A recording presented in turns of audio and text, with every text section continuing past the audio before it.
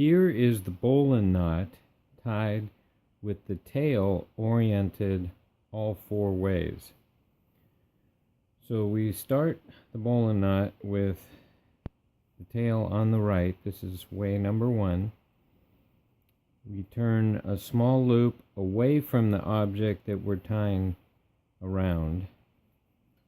So we turn away from the object, away again, and lay it on top of the standing portion of the rope. We take the tail and thread it through under the standing portion, fold it back, grab both of these, and pull on the standing portion. And that creates the bowline knot. Now the bowline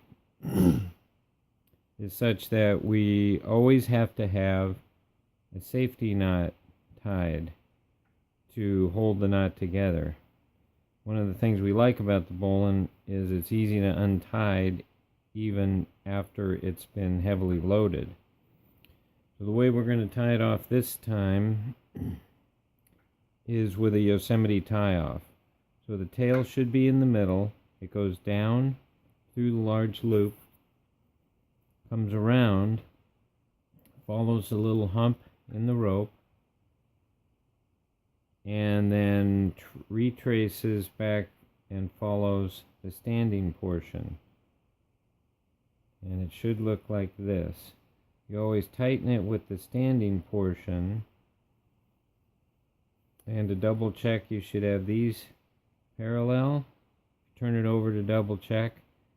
These two are parallel and these two are parallel. No crossing over. So that's orientation number one of the bowline knot tied with a Yosemite Tie Off. Orientation number two, tails on the left. We turn our small loop away from the object we're tying around, away again, push the standing portion up, thread the tail through, fold it back, and pull on the standing portion. The tail should be in the center. It's going to come around, follow the hump around, and retrace the standing portion. You want to have at least a hand width worth of tail left, or a little more. So tighten it with the standing portion and then snug up the tail.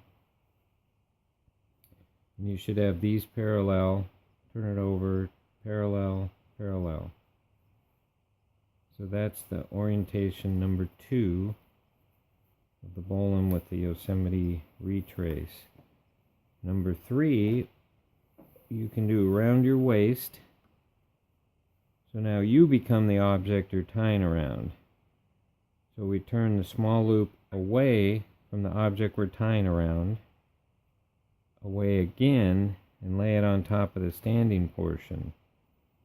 Thread the tail through, hold it back on itself, hold on to that, and pull on the standing portion. Tail's in the center. So to retrace, we're going to come around, follow the hump side, and then just follow the standing portion right through.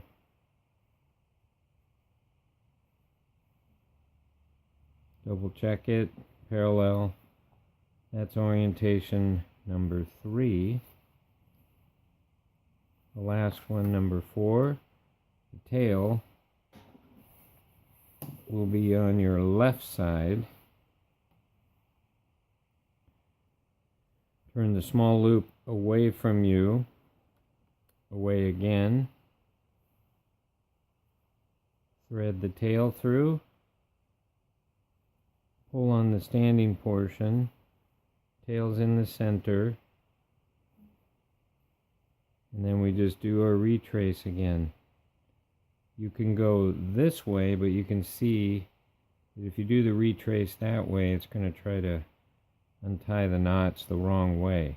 You want to follow on the hump side Come down through and follow the standing portion through. Have about a hand's width of tail. Pull on the standing portion to tighten the knot. These should be parallel. Turn it over and everything should be nice and neat.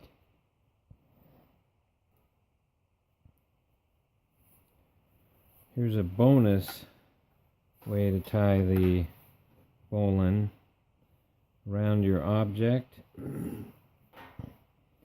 Turn away from the object you're tying around, away again, and instead of threading the tail through, take a bite on the tail side